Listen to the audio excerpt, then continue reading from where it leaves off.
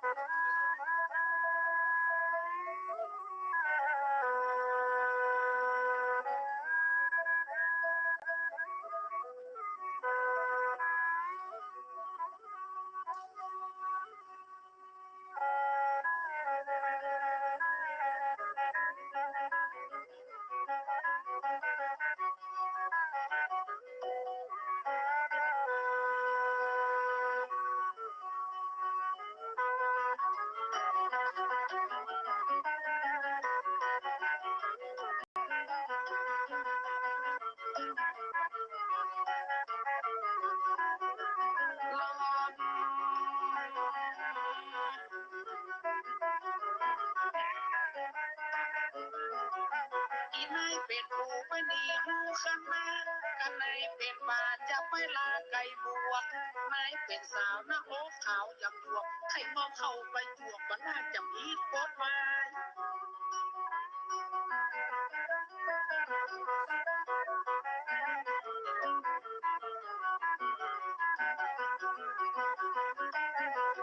น้องเกี้ยวอีนายเป็นผู้ไม่หนีหูข้างหน้าข้านายเป็นป่าจะไปลาไก่บวกนายเป็นสาวหน้าโอ๊ขาวอย่างหยวกข้านายเป็นไข่ลวกจะเอาสายกรรมไหมบ่ใช่ลูกขเมรบ่ใช่เลนขำมุกคอจะไปจุกใจให้เป็นแม่ผู้การไข่ได้หรือไข่ได้มาแก่บ่ได้หันอย่างนี้บ่ได้แลต้องน้อง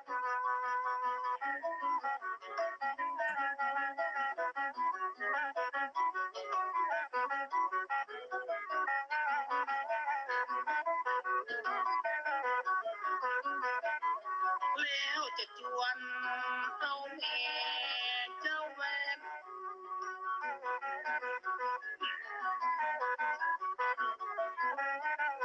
สอดเอ้ยที่เอามาปักใส่กันเอาวันนี้เป็นหน้าบุญได้กินร่วมตามแอบ าพูดข่าวเล่างามใครติดมาจับเอาไว้อย่าย้ำเจ้าถ้าจะรอไปเหินเมืองนานอายุที่สังขารมันแก่มันเข้าปัญหาไปพักไปเดือน8 เดือนเก่าหมดอย่าย้ำเจ้าย้ำตึงไข่ยกข้างมาตึงข้างเป็นแม่บุญสร้างมากินทานร่วมกันน้องมาทับบัวเล่นดุกได้ผ่านเข้าไปอยู่ด้วยกันให้รับเป็นตัวนะถ้าได้น้องไปอยู่ด้วยจะเลื่อมเลยมาทับบัวโตต่ำไม่ดีและน้องและนับ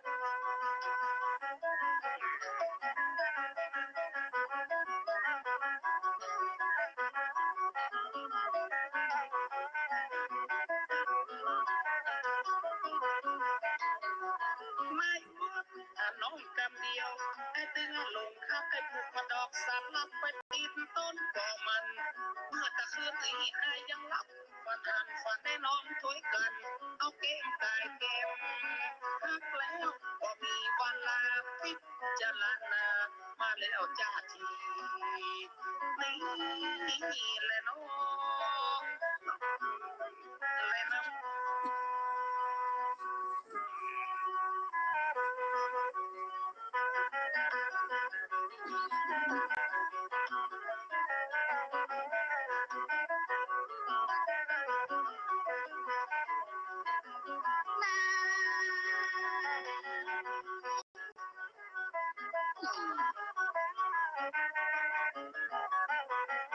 ว่าแมวมันจะชอบกินปลาแต่ก็ตีฟังมามันชอบกินกันตู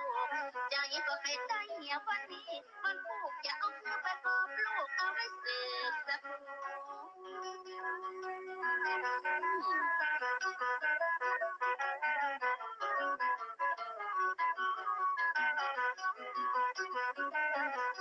นี่อายคนนะว่าแมวนะมันมักหัวปลา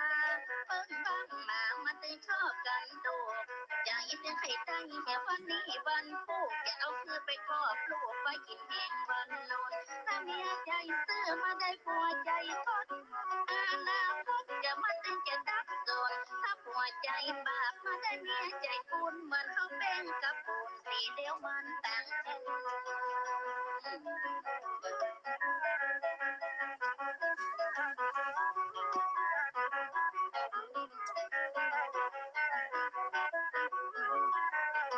กันตั้งความเป็นกรรมตะเวนมาโดนเพราะเฮาสองคนต่างก็มีใจ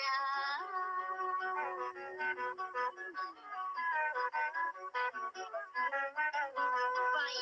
เอือหัวพ่อใจให้เขาบักพลาดได้กินบักเขือเจ๊จะมันแป๊บบักเขือขาวหัวใจพี่น้อยจะมาล่อลวงสาวจะมาจุกเมื่อเอานั่งน้ำตาย้อยยศปืนนั้นนะเพียงดาวพักใจยศเขาบ่ใส่แสงเต้าหึงคอยตัวแต่ตัวตั้งไอพี่น้อยจะมาจุกข้าลงน้ำ กำลงมันเอาเข้าเปลี่ยนนามาล่อไก่น้อยกว่าจะเอาน้ำอ้อยนามาพบจะเลี้ยงคง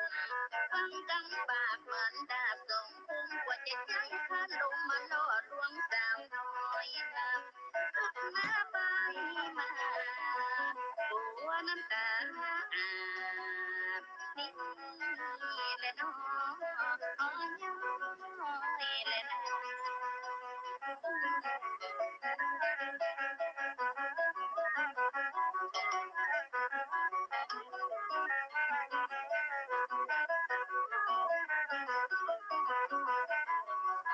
นายมอนพัดมาหัวไปข้าไปกินเนื้อแต่โบราณเปิดฟ้าบัดถ้าไปคงเขาถ้าไอ้นะบักฮักบ่ต้องจุน้องเมาแต่ถ้าไอ้บ่เอาจะไปจูน้องเล่นนะถ้ามันไม่ไปจำเวรตึงนะบ่มีทางหลีกนี่แหละน้องแหละน้อง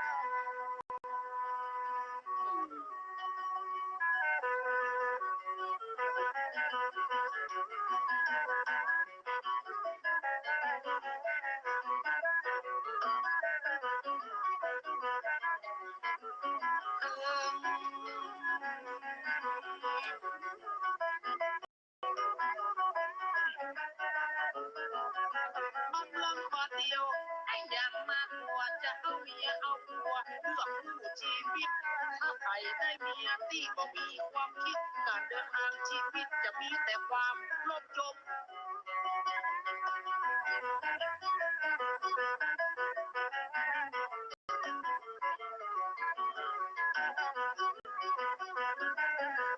น้องแก้วสมัยบาเดียวจะเอาว่าเมียเอาผัวให้อย่างมากผัวที่การสักมาเอาการบอกเงินก็ได้หันได้ละเปิดเนี่ยมันบ่เนี่ยเปิดคำมันบ่ทำที่บ่แกงโคตรลุกเขาว่าในสุดตีมือบอกพูดบัญญัติยุบบัญญัติกรรม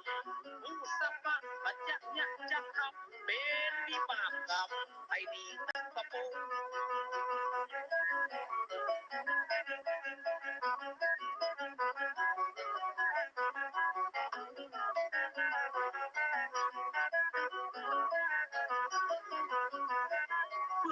มันโพ้นจากตัวกรรมตัวเวรจะได้อยู่ร่มเย็นเป็นผู้สร้างผู้ทรง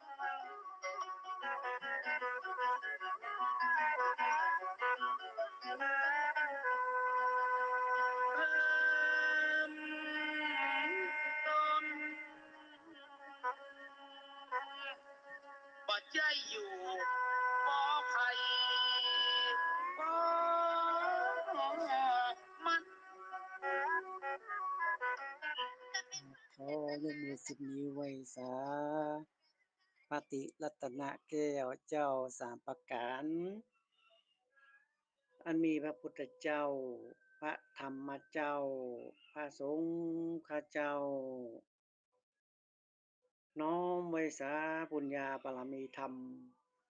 พระเดชพระคุณพระเถรานุเถระเจ้าคณะพระสังฆาธิการสามเณรเจ้าจุตนจุองค์ด้วยความเคารพยิ่งครับผมยินดีต้อนรับเข้าสู่รายการสปาเรื่องเมืองล้านนานะครับวันนี้ก็ฟังรายการพ่อจารย์พ่อหนันไกรสอดนำมาฟังซอขึ้นต้นรายการเนาะก็มาฟังฟังซอไปด้วยฟังพ่อหนันด้วยอีเนาะ นะครับวันนี้ก็เป็นสิ่งดีๆที่พ่อหนันจะได้น้อมนำให้กับบรรดาพ่อแม่พี่น้องท่านผู้ฟังนะครับได้ยินได้ฟังกันเนาะ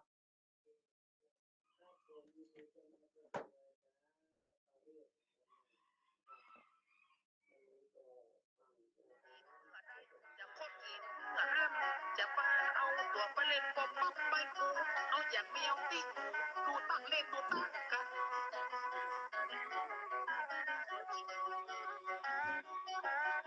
เล่นไอ้สีน้ำมันเงินน้ำมันได้เอิ้นปากต่อหันคนนั้นลูกหล่อคดีต่อเป็นของให้ชวนเอาไอ้ละไปแอวบ้านเหี่ยวจอกน้ำปลาไปเล่นนาดิ้งดอกนาดุดตั้งแก้วตั้งกอด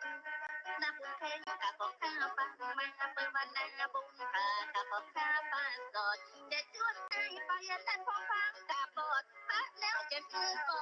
ดขอจู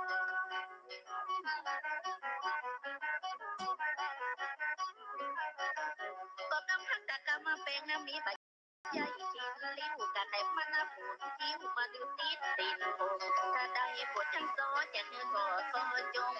ปวดแต่กังลงมาแต่สองกำอดห่วงเขายังแบบคนเชี่ยวขนาดปีหัวเดียวมันยังมีจากซอนจีและนั้นกำเป็นมีบอกที่ติดใช้มันคนคิ้วมาลิ้วติดคนตาหัวเพศยิ่งจากที่จุกมุสากินแกงปลาไปปากนาแกงยิงลิ้นมันชอบกินน้ำลิ้นเปิดว่าเสียงลิ้นมันจะบังเล่นลิ้นมือเบื้องซ้ายคือแค่เปิดติดลิ้นเบื้องขวาแค่ลูกลิ้นหัว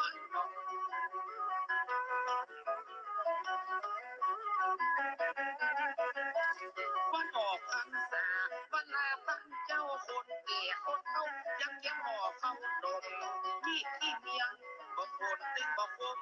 คนปลูกลมปักไผ่มันก็ตู้ฟังอัดของง่ายพออย่างไฟลงเบียให้จะเอาเป็นเมียประเทศจะเปียเป็น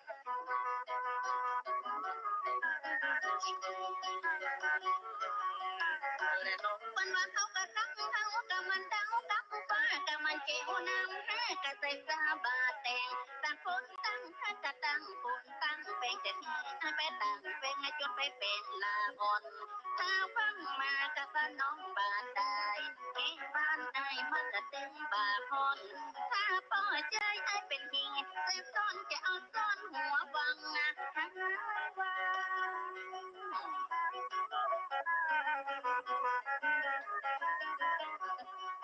ขี้เหือกับปลาคำน้ำมันลักจะกินแกงเอาปลากระเพิกจะไปลืมพับบังควายให้เหี่ยวมันจะต้องใส่กังนับเหตุการณ์ระวังไปเข้าสวนเจ้าฟันนะคะไอ้ถ้าข้าจะคุ้มเขาเต้าตายจำกินตึงบักไอ้นอนง่ายตึงบักไอ้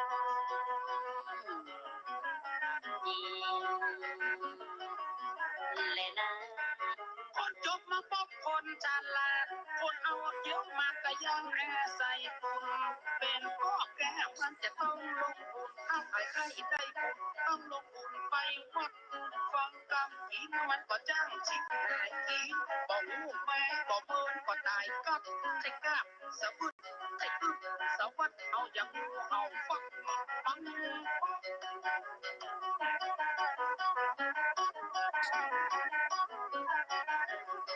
จีนทำเที่ยวยังเอามาอีกมาสวมคนปวดวักถึงก็ฟังไทยสอนยิ่งในเนิ่นเพิ่งมาแบ่งก่อนป้าเจ้ามองหลับไปนอนซ้อนข้างให้จะถูกวางยิ้วลิ้วมาติดบอกเมื่อเหี่ยวสูจะอู้จะคอจ้า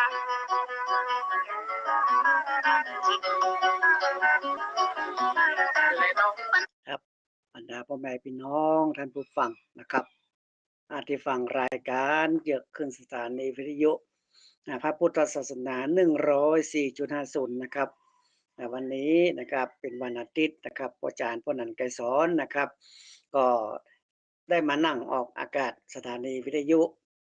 นะครับตั้งแต่ 10 โมงถึง 11 โมงเนาะก็ทุกอาทิตย์นะครับพนันก็เรื่องฮีบกองของบักเก่าเรื่องจารีตทิศหอยบ้านเฮาเมืองเฮานะครับประเพณีพิธีกรรมการทำบุญทำทานในศาสนาพระพุทธเจ้าของเฮานะครับวันนี้ก็เป็นวันหนึ่งนะครับที่พวกนั้นนะครับได้มานั่งอูจาพ่อแม่พี่น้องท่านผู้ฟังนะครับในรายการสัปปะเรื่องเมืองล้านนานะครับก็เหมือนเดิมนะครับกิจการงานของพระอาจารย์พ่อหนังไกรสอนนะครับทำทุกวันนะครับที่บ้านนะครับที่บ้านนะครับก็น้อมเชิญกันทุกท่านทุกคนเนอะจะไปลืมนะครับศาสนาพระพุทธเจ้าของเฮาช่วยกันเมื่อเจ้ามาก็พากันใส่บาตรนะช่วงนี้เปิ่นมือไปวัดไปว่ามือไปจุ่มนุ่มกันเฮาก็ใส่บาตรบ้านไผบ้านมันเนาะใส่บาตรให้พระสงฆ์องค์เน้นนะครับเมื่อเจ้านะครับก็น้อมเจิญเนอช่วยกันนะครับกำจูศาสนาพระพุทธเจ้าของเฮานะครับมีหมู่เฮาเนี่ยสถานบุญทั้งหลายเนี่ยไผที่มีเวลามีเวลาว่างตอนมื้อเจ้าเนี่ยบ่ได้ไปไหนก็น้อมเจิญเนอใส่บาตรพระสงฆ์องค์ข้าเจ้านะบางที่บางแห่งก็ต้องตี4ตี5ก็มีแล้วนะพระสงฆ์องค์ข้าเจ้านะตามจ้างเผือกตามกัดหลวงประตูเชียงใหม่อย่างนี้นะตี4ตี5ก็มีนะเพิ่นก็มาออกมาบิณฑบาตแล้วนะบางแต่ทั่วๆไปนี่ประมาณ6 โมงครึ่งถึง7 โมง8 โมงอย่างเนี้ย8 โมงมื้อเช้าน่ะบ่เกิน8 โมงเนาะประมาณ7 โมงครึ่งเนี้ยเพิ่นพระสงฆ์องค์เนนจะออกมากันละเลิกเหี่ยวัดใดก็ออกมานะครับเป็นเวลาที่พระสงฆ์องค์ข้าเจ้าเพิ่นออกมานะครับใส่มาบิณฑบาตนะเฮาเป็นสถานบุญเฮาเป็นอยู่ในศาสนาพระพุทธเจ้านะครับเฮาก็ใส่บาตรให้กับพระสงฆ์องค์เนนเด้อนะครับถ้าว่าบ่เต้าบ่ตันเอาปัจจัยใส่ก็ได้นะปัจจัยนี่มันจำเป็นนะครับสมัยนี้ยุคนี้สมัยนี้มันจำเป็นสำหรับพระสงฆ์องค์ข้าเจ้านะจำเป็นอย่างไรจำเป็นเพราะว่าเพิ่นเอาไปห้ำเรียนการศึกษานะการศึกษาในมจรในวัดพระสิงห์ในที่ไหนหลายๆที่นะเพิ่นศึกษาเรียนรู้นะครับถึงปริญญาตรีปริญญาโทปริญญาเอกนะตั้งธรรมก็นะครับ เป็นนักธรรมตรีนักธรรมโทนักธรรมเอกนะตังบารีก็มีอ่ายศมีฐานมียศถาบรรดาศักดิ์อยู่ต้องเรียนเมินนะครับบาลีโอ้คนมาให้บาลีนี่มาจำเนอะบาลีนี่ต้องใจความรู้ใจความเข้าใจเยอะๆก่อนถ้าบ่เข้าใจนี่เรียนยากนะต้องจำต้องผสมอักษรฮือได้นะอย่างเป็นนับอันนึงเอกะหนึ่งที่สองที่สามจตุสี่ปัญจห้าสะหกสตะเจ็ดอัฏฐแปดนาวาเก้าอย่างนี้ถ้า30อย่างนี้เป็นนับเป็นภาษาบาลีต้องใจความจับมากๆเลยนะบาลีนะพระสงฆ์องค์เจ้าเหมือนกันนะถ้าบวชอยู่ในศาสนาพระพุทธเจ้าเนี่ยเพิ่นจะต้องสวดมนต์ให้ได้นะสวดมนต์ให้ได้ทำวัดเช้าทำวัดเย็นเนาะสวดมนต์เจริญพุทธมนต์นะเจริญพุทธมนต์ทุกวันพระวันศีลนะหรือว่าเพิ่นจะไปนะถ้าเป็นพระสงฆ์ก็ไปสวดปฏิโมกข์นะสวดถ้ามีการมีงานอย่างก็สิซ่อมย้อมยบเปิดตาพระเจ้าอย่างนั้นต้องสวดมนต์ตามอย่างหลายๆอย่างนะพระสงฆ์ตรงเจ้าในจงต้องได้เห็นสวดมนต์นะมันจะว่าเป็นพระสงฆ์สบายเนี่ยมันใจนะเป็นพระสงฆ์ก็เจ้าเขาว่าคนเฒ่าคนแก่ว่าแหละคนเฒ่าสบายอย่างตู้ว่าโอ้ใจหนึ่งอิดเหมือนกันนะพระสงฆ์ก็เจ้านี่นะยิ่งเป็นเจ้าคณะตำบลเจ้าคณะอำเภอเจ้าคณะจังหวัดกันให้โอ้งานหนักมากๆเลยนะอืมอย่างเจ้าคณะตำบลเนี่ยต้องดูแลทุกวัดทุกวาในตำบลนั้นที่เราปกครองอยู่เนี่ยเจ้าคณะตำบลเพิ่นดูแลที่วัดไปดูแลว่าเพิ่นจะมีตั้งศาสนาตั้งเถรสมาข่าวส่งหยังมาฮื้อปรับฮื้อปรุงหยังวัดวาอารามหยังไกอะโอ้มันจัดอีกเด้อมันจะว่ามันง่ายๆเป็นตุพระสงฆ์ของเขาเจ้านี่อืมบ่ใช่ว่าบวชแล้วไปบิณฑบาตกินไปบิณฑบาตฉันนี่บ่ใช่นะโอ้ต้องเรียนสวดมนต์สวดมนต์ทำวัดเช้าทำวัดเย็นสวดอย่างทั้งหลายนี่7ตำนานธรรมจักรอย่างทั้งหลายนี่ต้องเรียนนะแล้วก็เรียนอ่าเรียนนักธรรมแถมเรียนนักธรรมนี่3ชั้นเนาะนักธรรมตรีนักธรรมโทนักธรรมเอกต้องเรียนต้องจำต้องไปสอบนะครับบ่ใช่ว่าบวชแล้วสบายไม่ใช่ว่านอนๆหลับๆกินๆนี่บ่ใช่นะต้องมีกิจทำทุกอย่างยิ่งเป็นเยาวชนสามเณรใหม่นี่กันนะที่เพิ่นบวชเรียนนี่นะจะต้องไปเรียนเหมือนกับนักเรียนทั้งหลายเนี่ยไปเรียนนะครับแม้มันก็ดีอยู่อย่างหนึ่งเฮาอยู่วัดอยู่วาก็บ่ต้องได้เสี่ยงกล้าหอพักหยังทั้งหลายเนาะถ้าบวชเรียนนี่นะอา ถ้าเราอยู่เป็นคนคฤหัสถ์ไปเจ้าหอพักเอาหยังหลายอย่างกล้ากินกล้าหยังถ้าเป็นภิกษุสามเณรบวชแล้วไปเรียนนี่ดีดีจั่งใดมื้อเช้าก็ไปบิณฑบาตให้ยายเนาะแล้วก็ไปโรงเรียนเพิ่นก็เลี้ยงเพลเนี่ยแล้วก็ปิกมาเนี่ยแล้วมันก็สบายเลยนะค่าเทอมก็ถูกค่าหนังสือก็ถูกเนี่ยนะครับถ้าตั้งใจเรียนนี่นะดีเหมือนกันทั้งโลกทั้งธรรมเนี่ยนะเพิ่นจะเรียนควบคู่กันไปเด้อ พระสงฆ์ของข้าเจ้านี่นะตั้งโลกเพิ่นก็เรียนตั้งธรรมเพิ่นก็เรียนนะในโรงเรียนพระสงฆ์องค์ข้าเจ้านี่นะบ่ว่าเป็นมจรที่สวนดอกเนาะวัดเจดีย์หลวงกาวัดพันเตาที่ไหนหลายๆที่วัดพระสิงห์กาเนี่ยมันมีโรงเรียนอยู่นะมีโรงเรียนอยู่มีจะมีอย่างโรงเรียนเมตตาเนี่ยมันก็จะมีแม่หญิงตัวมีแม่หญิงเข้าไปแต่เพิ่นแยกเรียนนะ พระสามเณรเรียนตีหนึ่งเรียนรวมกับผู้ชายวัยรุ่นเนาะอ่อนเหมือนกันถ้าผู้หญิงโดยมากที่เพิ่นจะแยกแยกห้องเรียนแต่บางที่ก็บ่แยกเรียนรวมๆกันไปก็บ่เป็นหยังเพราะว่าครูเพิ่นดูแลอยู่เนาะครูเพิ่นดูแลอยู่ว่าอันอย่างใดเพิ่นก็เพิ่นดูแลเพิ่นพอกอยอยู่นะพระภิกษุสามเณรเนี่ยเรียนร่วมกับเจ้าบ้านนะในโรงเรียนหลายๆที่นะอันนี้แหละครับพ่อแม่พี่น้องท่านผู้ฟังการที่เราใส่บาตรด้วยปัจจัยเนี่ยเพิ่นเอาไปซื้อสมุดดินสอซื้อ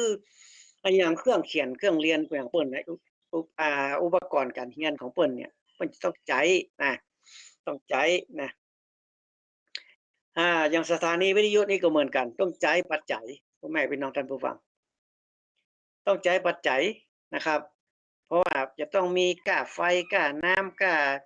อย่างทั้งหลายนี่ค่าไอ้ธรรมเนียมการออกสถานีวิทยุนี่ก็ต้องเสี่ยงคุปีนะบ่ฮู้ว่าเป็นรายเดือนหรือถ้าจะเป็นรายปีเนาะเพิ่นจะเสียเป็นรายปีนะครับค่าสัมปทานค่าออกอากาศอย่างนี้นะต้องเสี่ยงฮื้อกับภาครัฐนะเวลาจะออกอากาศถ้าเป็นสถานีวิทยุธรรมดานี่ก็บ่เป็นหยังสตางค์ก็บ่หาได้อยู่ถ้าเป็นทีวีเนี่ยนะอย่างดีๆทีวีเนี่ยพอเท่าไปพอแล้ว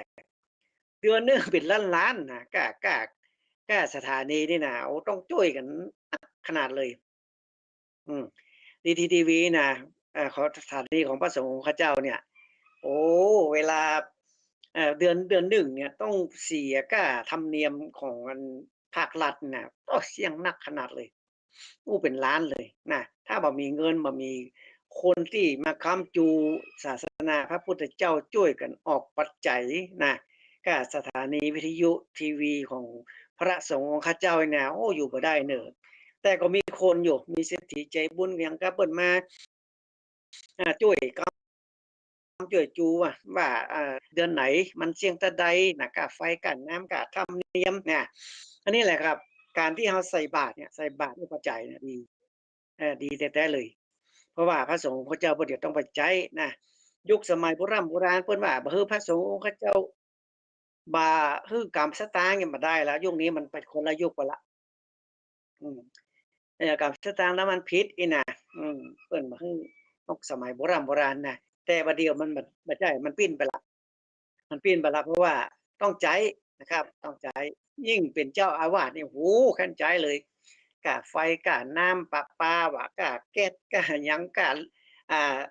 ทำกับข้าวฮื้อสามเณรน้อยน่ะแล้วเพิ่นจะเลี้ยงเพลถึงวันแล้วอย่างวัดหลายๆวัดเนี่ยหลายๆวัดเพิ่นจะเลี้ยงเพลพระน้อยเนนน้อยเนี่ยต้องเสี่ยงตังค์เนี่ยเอาตังค์ที่ไหนมาก็ต้องไปเสาะไปหาจากผู้บริจาคทั้งหลายเนาะบางท่านบางคนก็เอาผลหมากรากไม้หรือเป็นพวกไอ้เครื่องทำกินเนี่ยเป็นบักฟักบักแฟงเป็นที่จะเอามาทำกับข้าวเนี่ยเพิ่นเอามาตานก็มีนะเพิ่นหันหลายที่แล้วที่เพิ่นเอามาตานเพิ่นจะมาดูว่าอย่างวัดศรีสุดาเนี่ยมันมีสามเณรเยอะนี่เนาะเพิ่นจะเอาข้าวสารมาตานแล้วเหรอคนที่มีสตางค์มีปัจจัยเยอะๆคนเพิ่นร่ำเพิ่นรวยนะจะเอาข้าวสารมาตานให้วัดเลี้ยงภิกษุสามเณรอย่างวัดศรีสุดาเนี่ยเยอะมากๆเลยสามเณรเจ้าเขาสามเณรอย่างที่เยอะเพิ่นอยู่ด้วยกันท่านเพิ่นมาห้ามมาเฮียนนะก็หลายวัดหลายวาบ่ใช่ว่าวัดศรีสุดาอย่างเดียววัดบนดอยสุเทพนะวัดไอ้เจ็ดลีนนี่ก็มีเณรนักนะวัดอินทขินสะดือเมืองเนี่ยก็มีเณรเพิ่นก็เลี้ยงนะเลี้ยงเณรนะเลี้ยงเพลนะเลี้ยงเพลให้เณรน้อยได้ฉันได้หยังเนี่ยก็ต้องเอาปัจจัยหมู่เนี้ยคือที่สถานะบุญทั้งหลายเพิ่นมาร่วมบริจาคนะเอาไปซื้อกับข้าวกับปลาซื้อพริกซื้อเกลือซื้อน้ำมันพืชซื้อซอสซื้อไอ้ผงชูรสอิหยังมาเนี่ยมาทำเนาะก็ดีอย่างวัดดอนจันทน์แถมโอ้โฮนั่นนี่มีเป็น600-700ชีวิตต้องไปร่ำไปเรียนต้องกินต้องนอนที่นั่นมีถึงแม่หญิงหมอจ่ายอย่างวัดดอนจันทน์เนี่ยโอ้มีคนเยอะมากๆเลยมีม้งมีแมวมีไอ้กะเหรี่ยงมีลีซอร์มีไทใหญ่อยู่รวมกันโอ้เป็นหลายร้อยคนนะเพิ่นก็นอนกินนอนที่นั่นหมดโรงเรียนวัดดอนจันทน์นี่นะเศรษฐีใจบุญเพิ่นหันแล้วเพิ่นจะเอาข้าวสารไปตานข้าวสารอาหารแห้งอย่างนี้ปลากระป๋องกะหยังกะวุ้นเส้นกะหยังที่มันจะทำกับข้าวกับปลาได้เนี่ยเพิ่นเอาไปตานเนาะตานคือวัดคือว่านะอันนี้แหละครับพ่อแม่พี่น้องท่านผู้ฟังทั้งหลายเฮาช่วยกันกำจูศาสนาพระพุทธเจ้าของเฮานะเพราะว่าอ่าการที่อยู่วัดเนี่ยจะต้องใช้ปัจจัยใช้เงินใช้เงินนะใช้เงินยิ่งอย่างวัดพระธาตุเจ้าดอยสุเทพเนี่ยใช้หลายอย่างนะคนขับรถว่ะโอ้คนทำความสะอาดว่ะโอ้คนทำสะอาดนี่ต้องทำตลอดนะควรจะต้องรักษาความสะอาดตลอดเลยถ้าว่ามีประชาชนเราเปิ่นมา ไหว้มาสาเนี่ยเพิ่นซุบเกือบซุบหยังเคยมามันสกปรกเนี่ยเพิ่นจะเช็ดจะถูตลอดเพิ่นจะมีพนักงานนะเข้าไปดูด้วยหมู่นี้ต้องจ้างหมดพ่อแม่พี่น้องท่านผู้ฟังเราต้องจ้างหมดบ่ว่าจะเป็นวัดไหนที่มันวัดใหญ่ๆอย่างวัดดอยคำอย่างเนี้ยวัดพระธาตุเจ้าละปุณเนี่ยหฤปุณชัยเนี่ยหรือว่าวัดพระธาตุเจ้าดอยสุเทพเนี่ยจะต้องมีคนดูแลทำความสะอาดห้องน้ำทำกับข้าวกับปลาเนี่ยโอ้มีหลายอย่างต้องเสี่ยงสตางค์หมดอะ นั่นแหละพ่อแม่พี่น้องท่านผู้ฟังเพราะว่ายุคนี้สมัยนี้ต้องใช้ปัจจัยใช้เงินนะถึงจะอยู่ได้นะแล้วสมัยก่อนนี้เพิ่นก็บ่ใช้หยังเพิ่นอยู่ในป่าในดงเนาะไฟฟ้าก็บ่ต้องเสียนะน้ำประปาก็ตักบ่มีนะไปตักเอาน้ำในห้วยในห้องมานะครับไปบิณฑบาตมาก็กินมาฉันเนี้ยนะก็บ่ได้เสี่ยงกล้าหยังแล้วบัดเดียวโอ้มันหนักพ่อแม่พี่น้องท่านผู้ฟังอืมน้ำกินก็ได้ซื้อเนาะ ในวัดในวาสามเณรทั้งหลายนะเพิ่นซื้อน้ำกำหนึ่งเดือนหนึ่งให้หลายตังค์นะต้องมาเลี้ยงสามเณรพระภิกษุสามเณรที่อยู่ในวัดในวานี่อันนี้แหละครับพ่อแม่พี่น้องท่านผู้ฟังช่วยกันเด้อศาสนาพระพุทธเจ้าของเฮานี่นะเราต้องช่วยกันกำจูว่าวัดวาอันไหนที่เพิ่นต้องการสิ่งไหนนะเพิ่นต้องการอ่าผักไม้ไส้เครือไปแกงให้กับภิกษุสามเณรกะหรือว่าเพิ่นต้องการข้าวสุกข้าวสารกะหยังกะเป็ดข้าวนึ่งกะข้าวสวยกะนะเขาต้องไปถามไปดูและไปดูว่าเพิ่นต้องการอิหยังนะอันนี้แหละครับพ่อแม่พี่น้องท่านผู้ฟังอืม มันเป็นสิ่งดีๆเพราะนั้นหาดหลายที่อย่างที่ใกล้ๆบ้านพวกนั้นนี่มันจะมีอ่าบ้านกิ่งแก้วนะอันนี้บ้านกิ่งแก้วนี่เพิ่นก็รับบริจาคเหมือนกันนะเพิ่นเลี้ยงน้าอ่อนเด็กกำพร้าเนาะกำพร้าพ่อกับพ่อแม่เอาไม่เต็มมั่นบ้านกิ่งแก้วนะเพิ่นจะรับบริจาคนะเป็นนมก็เป็นกับข้าวกับปลาไปเลี้ยงน้าอ่อนกะข้าวต้มกะหยังกันเนี่ยเพิ่นเอาไปบริจาคเหมือนกันนะพวกนั้นเคยไปบริจาคเหมือนกันบางท่านบางคนเพิ่นทำบุญวันเกิดเนาะเพิ่นก็ไปเลี้ยงเลี้ยงเด็กกำพร้าบ้านเจียงใหม่บ้านกิ่งแก้วเนี่ยถนนวัวลายเนี่ยไปพ้อเข้าไปพ้อโอ้น้าอ้อนน่ะล็อกป๊อกแป๊กลูกไผหลานไผหมู่เพิ่นเอามาเลี้ยงมันเป็นเด็กกำพร้าพ่อแม่มีหรือว่าพ่อแม่มีแล้วเอาไปน้าอ่อนไปขว้างไปทิ้งเนี่ยเพื่อเก็บมาเลี้ยงดอกเก็บมาเลี้ยงเป็นส่วนต้องช่วยกันบริจาคนะยังไอ้ บ้านพักคนชราเหมือนกันบ้านพักคนชรานี่เพิ่นก็รับบริจาคเหมือนกันนะเวลาจะทำบุญวันเกิดหยังกะเนี่ยเรามาจ้างไปไหนไปหมู่เนี้ยเด็กบ้านเด็กกำพร้ากะบ้านพักคนชรากะวัดวาที่เพิ่นขาดแคลนกันเนี่ยเราต้องช่วยกันนะครับอย่างบ้านพักคนชราเนี่ยเพิ่นต้องการหยังเพิ่นเขียนไว้ฮื้อหรอกรายการเพิ่นว่าต้องการ Pampers เด้อต้องการยาเด้อต้องการไอ้ อย่างก็แอลกอฮอล์ล้างมือเนาะต้องการผ้าแมสเน่อยเพิ่นจะเขียนรายการให้เรารายการเฮาว่าหมู่เนี้ยต้องการนะเฮาก็ซื้อไปนะไปบริจาคคือกับสถานที่ต่างๆที่เพิ่นนั้นได้ว่ามาเนี่ยนะครับอันนี้แหละครับช่วยกันนะช่วยกันได้บุญได้กุศลนะเฮาช่วยกันนะเฮาอยู่ในสังคมมนุษย์เนี่ยเฮาอายุบ่ใช่100เนาะเฮาก็ช่วยกันนะครับการงานอันใดนะที่ไหนตั้งใดมันเป็นอ่าที่เฮาจะดีช่วยเฮาก็ควรจะช่วยเนาะเพราะว่าเฮาช่วยแล้วได้บุญน่ะพ่อแม่พี่น้องท่านผู้ฟังได้บุญได้กุศลบุญกรรมจูของเฮาเวลาเฮาไปกัดไปลีไปหั่นไปนี่ไปหาคนพิการเนี่ยไปเตะอยู่ไอ้ ขอสตางค์นี่เนาะเล่นซึ้งเล่นดนตรีขอสตางค์บางข้องก็เอาลำโพงน้อยๆไปร้องเพลงอยู่กวากตลาดเอาเก้าอี้น้อยอันร้องเพลงนะก็เพิ่นก็จ้อมสตางค์ให้ช่วยกันไปพ่อแม่พี่น้องท่านผู้ฟังอืมคนตาพิการทางตาอย่างเงี้ยเพิ่นตาเพิ่นมาหันเพิ่นก็มานั่งร้องเพลงนะเราก็ใส่ไปเถอะเปิ้นบาท2บาทช่วยกันนะครับเป็นค่ากับข้าวกับปลาประทังชีวิตขึ้นไปวันๆเนาะเราเป็นคนตีนดีมือดีตาดีเราเฮ็ดการทำงานได้เปิ้นตาบาหานพิการทางสายตาอะเราก็ต้องช่วยเปิ้นนะช่วยเปิ้นว่าเปิ้นเกิดมาเปิ้นบ่พร้อม32นี่เนาะ ตาก็บ่หันนี่นะพิการทั้งหลายนะเราก็ช่วยกันไปพ่อแม่พี่น้องท่านผู้ฟังนะครับวัดวาจั่งใดน่ะเพิ่นแปลงเพิ่นสร้างก็ดีน่ะ เพิ่นแปลงเพิ่นสร้างวิหารบทวิหารสารบาตรอันหยังกะหอระฆังกะน่ะช่วยกันโดคนบ้านเฮานี่นะช่วยกันนะหน้าออกพรรษาแล้วเราก็ทอดกฐินแถมเนี่ยต้องช่วยกันนะกฐินนี่จะเป็นวัดไผวัดมันนะ เพราะว่าวัดไหนก็มีเนาะจะมามีก็วัดเฮาวัดเดียวนะวัดฝายหินก็มีวัดอินตะขินก็มีวัดเจดีย์หลวงก็มีอะวัดไผวัดมันศรัทธาไผศรัทธามันแล้วแต่เนาะกฐินนี่มันจะมีหลายที่แต่บางวัดก็บ่มีนะแต่บางวัดก็มีจองกฐินเรื่อยๆเลยนะบ่ขาดเลยบางวัดในป่าในห้วยในดงในที่ไหนทั้งหลายนี่บ่มีหรอกเพิ่นสิต้องการเหมือนกันนะต้องการปัจจัยจะไปสร้างนั่นสร้างนี่สร้างห้องน้ำสร้าง อย่างก็อย่างบะหมี่ไปทอดกฐินก็มีเหมือนกันนะแต่มันมีผู้ใจบุญนะเพิ่นถามเพิ่นหาเราเพิ่นหาวัดที่ไหนอยู่ไกลๆที่เพิ่นทุกข์เพิ่นยากเพิ่นนั้นบ่ค่อยมีหยังใจนะบ่มีห้องน้ำมีหยังที่ไหนเพิ่นหาก็แนะนำไปพุ่นวันนั้นเนี่ยอยู่ทั้งพุ่นเนี่ยตุเพิ่นอยู่ส่วนเดียวอีกนะอันนี้แหละครับพ่อแม่พี่น้องสิ่งดีเลยที่เราได้ตานที่เพิ่นได้ใจปัจจัยได้ใจเงินกับเฮานี่นะโอ้มันเป็นบุญเป็นกุศลนะมาฟังรายการนะครับปนานก็สอนสเปหะเหระเนาะสปาเรื่องเมืองล้านนานะเดี๋ยวมาฟังต่อโซต่อสักหน่อยเนาะอาจารย์ทิพย์พันนีเนาะเออมาฟังกันสักหน่อยเดี๋ยวก็มาอู้กันต่อนะครับ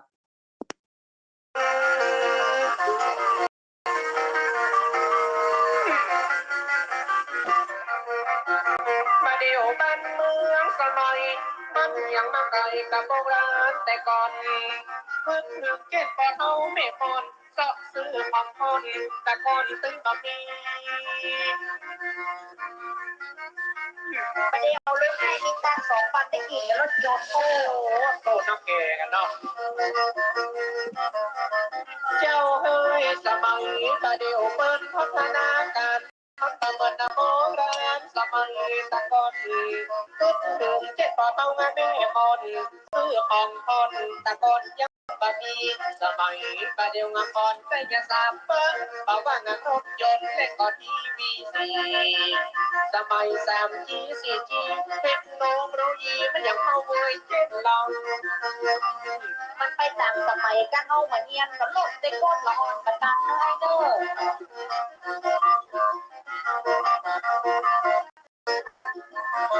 สมัยอินเตอร์เน็ตเวอร์ไวเว็บ .com เป็นเงินเป็นทองอันนี้มันของหาเทียม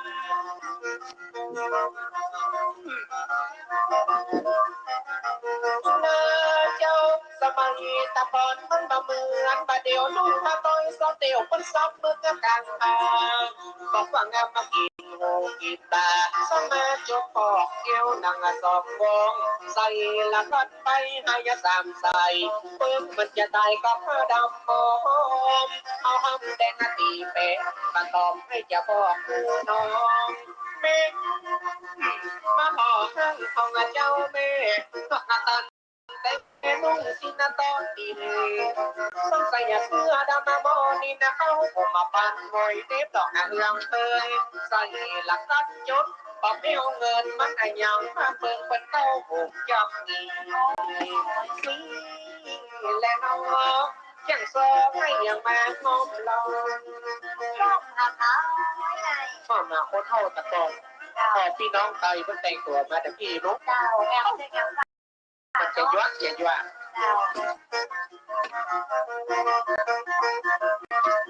น้ำเงพาป่าเข้าไปงานใดวัด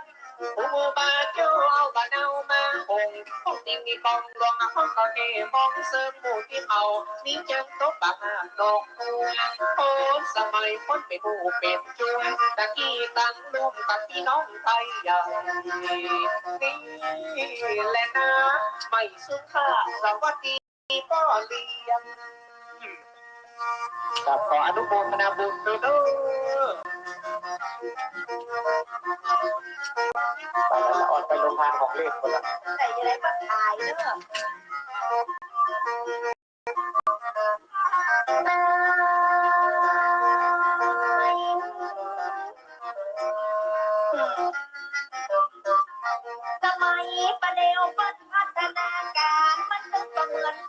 สมัยแต่ก่อนพระเจ้ามาขึ้นถึงเจ็ดก็เท่าแม่มนอายังมาพบในหัวของหัวใจ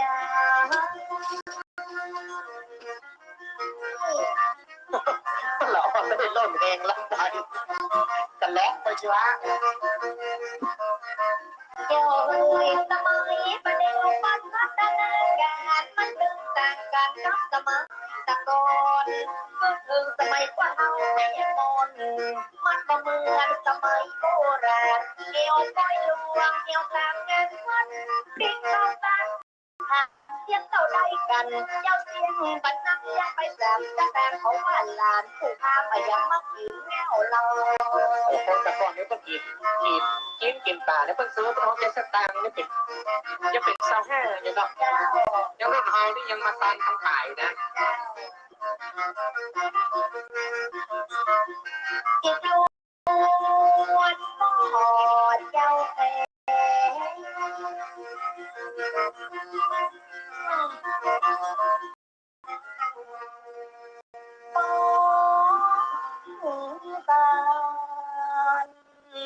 ดียามมองอีเขา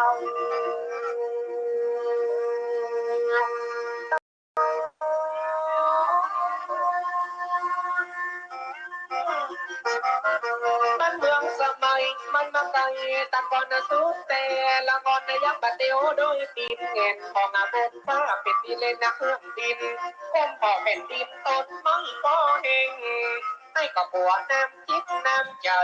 บัวคนไทยนี่น้ำใจจะเล่น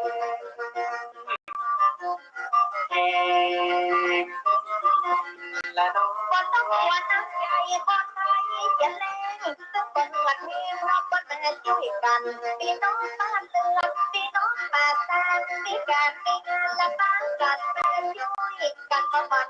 เจ้ามาได้มาโตเจ้าว่าจะโผล่มาเป็นคนละคุยบ้านเรามาตั้งแต่ละคุยมากันมาช่วยละได้มาแห่มันแล้วความสว่างมันดีเหลือความมืดมันมาเฮาวันมืดปวดใจได้กินคนเพราะงานวันนี้งานระดับตำบลทุกคนไฟบะเบงใจอินขอบคุณแม่ครัวเลี้ยงดีขนาดก็มีโจกอากาศวันนี้โจกแก่ลาบดี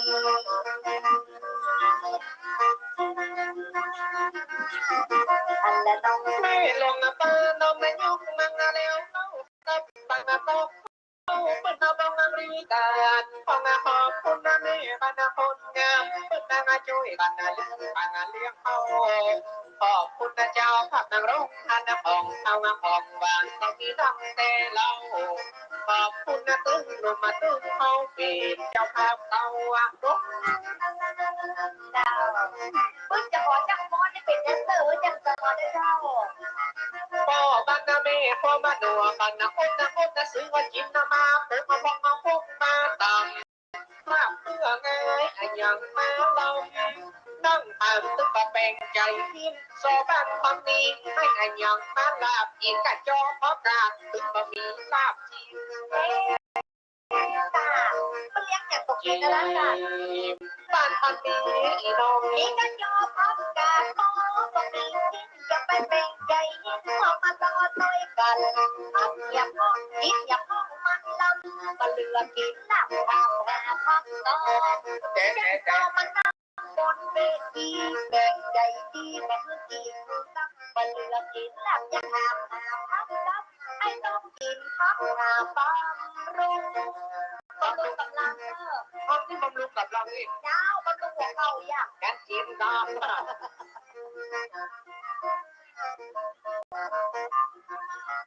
ลวดขอบคุณกันยอมรับโรงทานบริการวัดเอามาสู้กันมีแต่ละของเขากับมีแต่ละของบางของกินลำเลี้ยงจนได้เลี้ยงกับเหวให้ติมตะกี้ได้จิมเลี้ยงเดี๋ยวโอนละไม้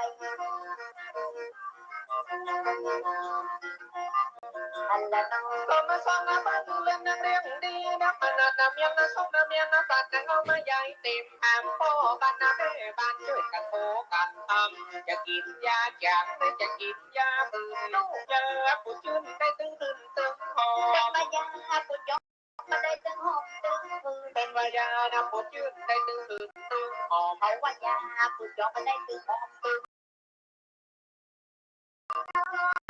มันจะแดงยกมาแจ้งซองให้ก็พักนะอยากเก็บต้องฟังกับพะเยาบ้า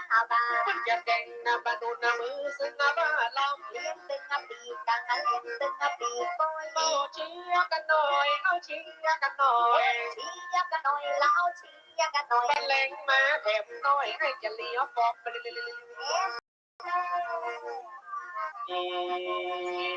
สี่โมงก่อนตื่นอาหารการกินก็ไม่มีของตุนซึ่งบะหมี่ของบุญซึ่งบะหมี่ของเป็นเพราะว่าเจ้ามาเป็นคนกันเองก็มีซึ่งของเย็นของอุ่นของร้อนบางทีจะคิดว่าจะกินแล้วมันยังนับไว้นับต้องมาเองกินอมถูกรักลีมันตึงเตรียมไว้รับขบวนแม่หลวงประนอมโคนเงินขอบคุณทุกท่านทุกไปเด้อการอาหารการกินเลี้ยงกันครบสูตรซึ่งบะหมี่ของบูดซึ่งบะหมี่ของเป็นตั้งเรือนกับมันเป็นกันเองใจเย็นอย่างสิ้นปีไอแอมเปิ้ลจะกินการยังเพื่อไปสั่งกรรมการเตรียมไว้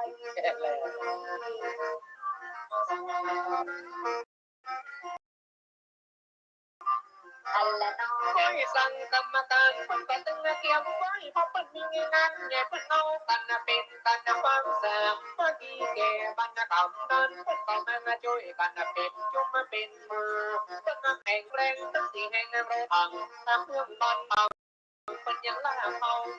พี่น้องป่าสร้างช่วยกันเป็นผู้ไปในบ่ได้อยู่ตัวมาอย่างโคตรเต็มและเจ้าเนี่ยมันช่วยกันเต็ม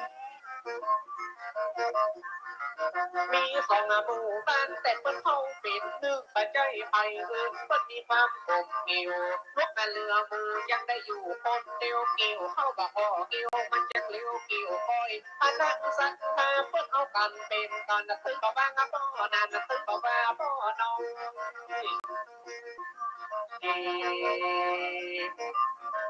ครับบรรดาพ่อแม่พี่น้องท่านผู้ฟังนะครับกำลังอยู่ในรายการสัปปะเรื่องเมืองล้านนานะครับของพ่อจานพ่อนันเกษรนะครับก็อู้กันไปตัวยฟังซอไปตัวยเนาะ หลายหลากเรื่องราวเพราะว่าวันติดวันเสาร์นะครับก็ฟังคือคนเฒ่าคนแก่เพิ่นได้ฟังสถานีวิทยุนะครับเพื่อได้ฟังจ้อยฟังซอนะก็เป็นสิ่งที่ม่วนนะครับกับคนเฒ่าคนแก่นะครับที่ว่ามาฟังจ้อยฟังซอแล้วเพิ่นก็ม่วนนะถ้าคนสมัยบักเก่านี่เพิ่นม่วนนะเพิ่นฟังซอนะครับเหลือเวลาแห่งประมาณบ่ถึง10นาทีเนาะเดี๋ยวเพิ่นอาจจะทิ้งท้ายรายการแล้วก็ฟังซอกันต่อไปแล้วก็คือพระอาจารย์นะครับที่เพิ่นดูแลสถานีเพิ่นตัดเอาเองนะเพิ่นอาจจะเปิดซอไปเรื่อยๆนะครับเหลือเวลาให้มาถึง10นาทีนะครับก็ขอขอบคุณยินดีกับบรรดาพ่อแม่พี่น้องนะครับท่านผู้ฟังนะครับที่มาบ้านพ่อจานพ่อนันไกรสอนยินดีต้อนรับทุกท่านทุกคนยินดีต้อนรับทุกท่านทุกคนนะครับ104.50นะครับสถานีวิทยุของพระสงฆ์องค์ข้าเจ้านะก็มาฟังกันได้ทุกวันอาทิตย์นะครับประมาณ10โมงถึง11โมงนะมาฟังจ้อยฟังซอดนตรีพื้นเมืองพ้องหยังกะยะเป็นกู้คนเฒ่าคนแก่โล นะครับเอาล่ะครับเหลือเวลาน้อยเดียวฟังซอกันไปละพระอาจารย์ถึงเวลาก็คือเพิ่นตัดเอาเองจตารโอธรรมาวัฏันติอายุวันโนสุขังพลัง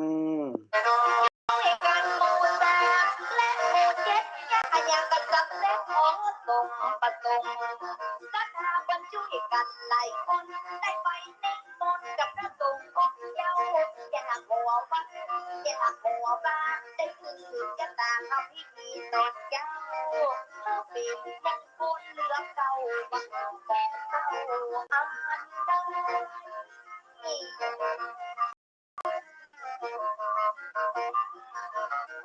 ต้องเป็นปอยตาก็จะลองดูดีบันได โอเคสถาพร้อมใหญ่และยังมีตั้งข้างกระต่ายแต่มาปีพร้อมใหญ่ที่นี่ต้องรับคือบ้านใกล้กินเป็นยังงานกันดีจะเป็นข้าวตาปี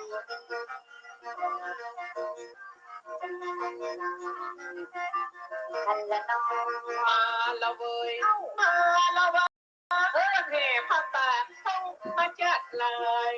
มาเดี๋ยวมากรุงให้มากรุงไทยมิตรรักสหายกินตานามาเพราะว่าพระป่าตามาจีเน่ทางสาวจีถึงบ้านเพื่อนบ้านมากันนักเต้นนักว่าตานามาป่าสามัคคีเจ้าจริงๆแล้วมันก็มีชื่อเจ้าภาพมันมีผู้ก่อนไอ้หันก่อนชื่อเจ้าภาพแต่ก็มีจัดนับแต่ไอ้หันบาดชักไปมันมีไก่ตาจังสองมันไก่ไปมันไก่แต่หนังสือมันมีพอถึงมาหันยังนำมาชอตัวพันนะชะมันกากิวนิ้วมันมีไก่ลูกตามันมีไก่อะและน้องพอรายการกับอาหารแข่งยังใจตามันกันรายการมันอยู่ไกลแล้วมันเจ้ากันจะยักยังใจตะกี้เจ้าหันบริษัทเล็กโบกไอ้กาจำก้อนจากก้อนอมบัดเดียวยังโตไว้ห้ามกับเธองานท่าหินกระสุนพันเลิกต้องช่วยกันทำดีขอบคุณเจ้าภาพทุกท่านนะครับเจ้าภาพผู้ประกาศทุกคนคนพาเราวัดมาจากโตยังโตว่าเขาตาตายมาตีรมกินรมใหญ่ต้องมีส่วนใหญ่มากินว่ากันต้องเป็นยังเขาตาตามาตีตึ้งสีจะมีช่วยตึ้งลีตึ้งโต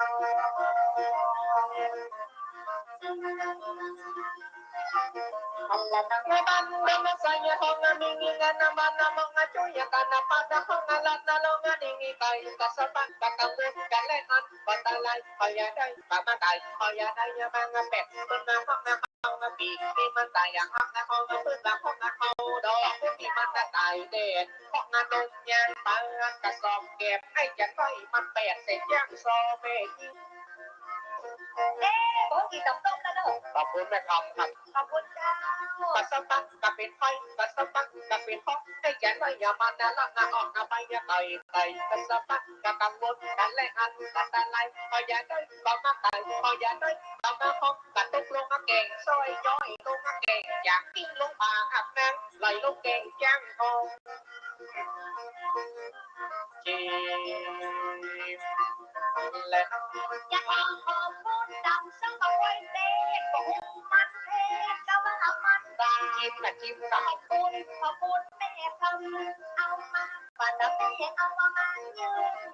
น้ำดิบเป็นก็ดวงจันทร์ชื่อว่ามามันเป็นปากเป็นกระเต็มปืนดำต้องมาต้องดำต้องมาเอาเลี้ยงตายเลยดิค่ะก็คิดดีคืออันเป็นตั้งเห็นจ้ะถ้าเอามา4 โมงนี่จับนี่บอกจับมาประเทศอ่ะมันบอกใครไงผมมาถ้าเพิ่งจับนะตอน4 โมงนี่บอกจับแต่มันมีกู้กินแล้วมันจะประเทศดำต้องกินร้องกันลำอันยังมาบ้านกันยังมาลำได้ถึงเพชรตึงบาบ้านเจ้าลำลองว่ามันลำบากจากกันเองไล่มีควันกันเดินพันเต้าให้ลำบันเด็ดลำบันลักโบก็มาปั่นยักษ์โซกินตัวยักษ์เดี๋ยวมันจะเอาห้อยมองมันมีน้องไว้พอห้องสาวดอกก็จะมีพอมาพองเอาเวลามันก็ใจหาเจ้าบังน้องปัดห้องตัวกันแต่วันนี้พี่น้องบังเรื่องป่าสร้างมีกันมีงานกินตันผ้าป่าน้อยยังติดจะป่าเพาะ13 ล้านดวงจันทร์ปัดนำมา15คือป่าบางลุงเอามาปีนะจะไปบ้านตี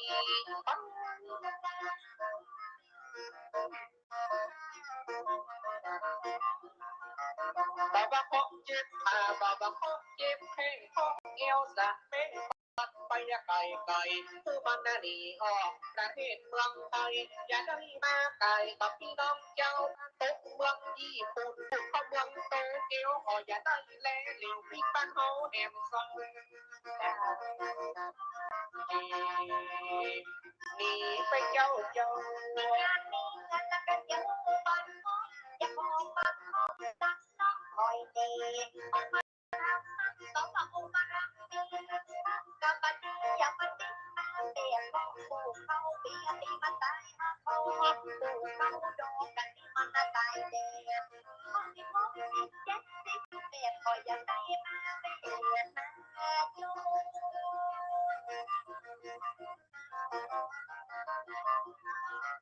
ปักปักหลังยาที่บ้านถ้าต้องไปโดยบ้านถ้าไปโดยคน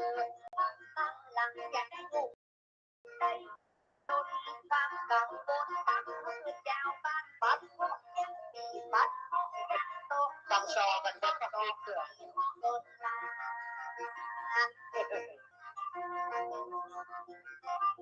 อันละน้องก็สภาพเป็นหอยนะก็ยังนะคงได้พอคือมันนะยังย้ายพอคือมันนะต่อยดีผมมาทำปุ๊บบอกว่าผมมาทำดีเขาสั่งที่นี่เขาอย่าเดินมาเป็ดวันนี้เขาได้มาเก็บนะลองคุณนะเขาได้เป็นนะสลุงนะพี่จะเป็นสันแรกจะติดยังซอจะฟังเพราะลูกเวทของบันไปเป็ดยังซอเบจิโอ้ไม่ได้อย่างนั้นก็1338เพราะลูกแฝดถ้าจะแบกใส่ตัวคือลูกมันหลายมันอย่างควายอย่างงัวว่าไม่ตื่นตะกัวให้ตื่นไปเจอไอ้คือเมฆจะถ่ายรูปด้วยกันขอแจ้งโซยิ้มบานห้องนอนแอนแล้วอะไรลูกก็อาชิมาเป็นเสร็จโอ้เจ้าได้เจ้า